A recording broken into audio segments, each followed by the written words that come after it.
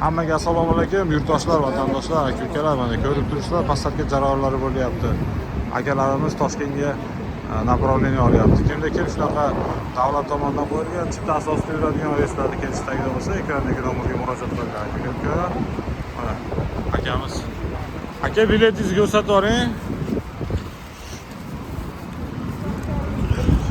Просто. Mana chiptali reyslar.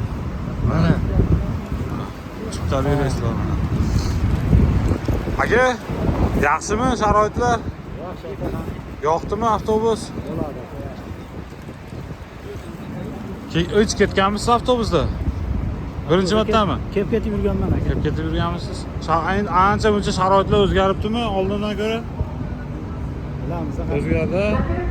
Mayli, oq yo'l aka, yaxshi aytib oling. Akalarimiz Moskvadan Toshkentga ketyaptilar. Brat, assalomu alaykum. Biletingizni ko'rsatingchi. Mana biletli. Qalay ekan aka? Yaxshi, postoyanno borib kelaman. Zo'rmi? Tavsiya qilasizmi? Meni postoyanno borib kelaman. Va boshqa yurtdoshlarga tavsiya qilasizmi? Ha? Yo, boshqa yurtdoshlarga tavsiya qilasizmi? Yaxshi aytib oling aka, ma'qul. Akalar, yaxshi aytib olinglar sizlar ham. Moskva Toshkent, Sankt-Peterburg Toshkent aka, ko'raman, pasatga jarayonlari. Avtobusimiz 2,5 sutkada xudo xolasa Toshkentga yetib boradi. Boshqalarga to'xtaydi, как положено, sanchaslarga to'xtaydi. Dokumentlar muammosi bor yurtdoshlarni ham olib chiqib ketaveramiz. Zavod garovdan qarzi borlarni ham olib chiqib ketaveramiz. Aka-ukalar, kimda anaqa yuk ko'p bo'lsa, yuk deb telefon qilishadi, ko'p yurtdoshlar.